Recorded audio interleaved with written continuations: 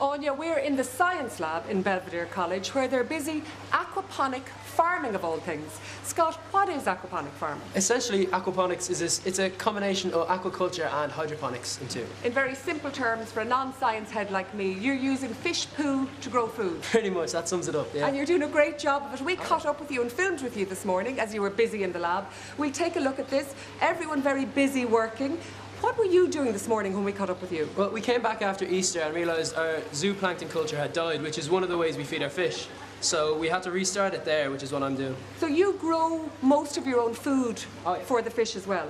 We do indeed, yeah. What kind of fish are here? So we have tilapia, carp and catfish, and then we also have crayfish in the tanks too. We'll take a look at the fish. They're beautiful looking specimens. There's the catfish there. Keith, your favourite one is the crayfish. Why did you take it out of the tank today? Well, we took the crayfish out of the tank today because she had eggs and we didn't want the other fish to eat them. They're the eggs. Look at those lovely eggs. So you moved her in because the eggs might have been in danger? Yeah, the other fish might have eaten them. Okay, and just to make sure she felt at home, you were very kind and brought her home with her too? Yeah, we brought her cave because she feels a real sense of security in there.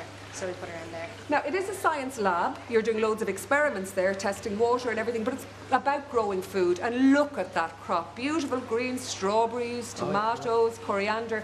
I tasted some of it, very tasty. Where does most of it go, Scott? Well, we sell as much as we can to the students here in the school, and then anytime parents come in for information evenings or anything like that, we're there selling it as well. And you're claiming credit for how well your rugby team is doing as well. Absolutely, they love it. Now, this is probably one of the most efficient ways of farming. This is on a small scale. It can, of course, be scaled up. Absolutely, yeah. But this isn't cheap. How do you fund it? Well, we were very lucky because last year we won the Zayed Future Energy Prize, which is an international competition based in Abu Dhabi. So with that came a grant of $100,000. Wow. And we put the whole thing into the farm. Very good. Right. Well done, well done. Some of that money was spent on solar panels, Keith? Yeah, we have solar panels on one of the roofs and that'll power most of the energy, like the electricity needed. Well, very impressive, I have to say. Well done on what you've achieved. That's not the only impressive thing. If we go up on the roof, there's something else exciting happening. I have two volunteers who are suited and booted and ready to try something for the very first time. How are you feeling, boys? Really excited, looking forward to it. Come back to us later, see how our two volunteers get on. In the meantime, back to you in Dungarvan.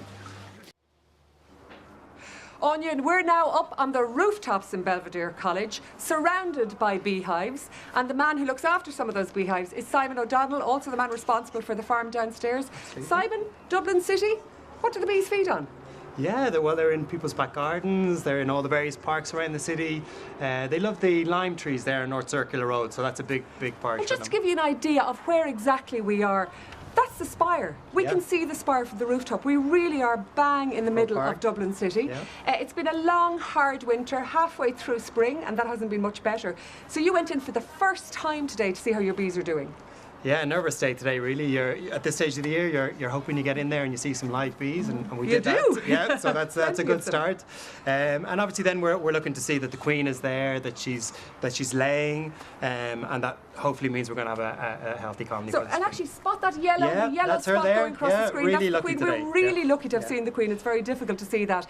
We're going to bring our two volunteers into the hive. Simon, I'll let you set up. Barat and Sam, first time ever in a beehive. Have you ever seen a beehive before? I've seen one once before. My granddad in India had a beehive. You're a pro then, Barat. You'll be showing us how to do it.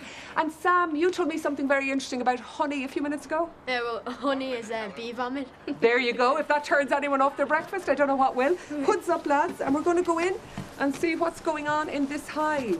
And while Simon is getting ready, I'm going to show you what he took out of the hive on us earlier on. Look at this.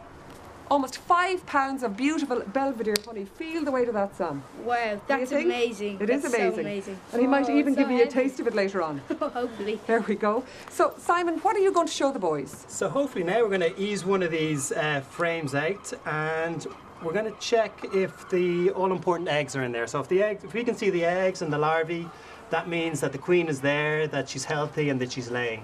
And at this time of the year, that's really the key thing. They really are starting to buzz around. It got quite sunny and warm this evening, just as we came up, and the bees came out to play. You're okay? Are you a bit nervous around the bees? Not with the suits on. Not with the suits on, we're all safe. Give a yelp if you get a sting. Look at that. Take a look at that. Look at the busy bees and the brood. Yeah, so here we've mainly got honey actually on this frame. We don't have too many eggs. but you can see they're eating into their stores there. They're really busy even I'm this going time to of the leave Simon evening. teaching the kids. They start them young. They're lucky to be in a school like this. And actually, we've had a fantastic week. We've taken you from fields to rooftops, showing you the best of farming all over the country. I hope you've enjoyed it as much as we have. Back to you in Dungarvan.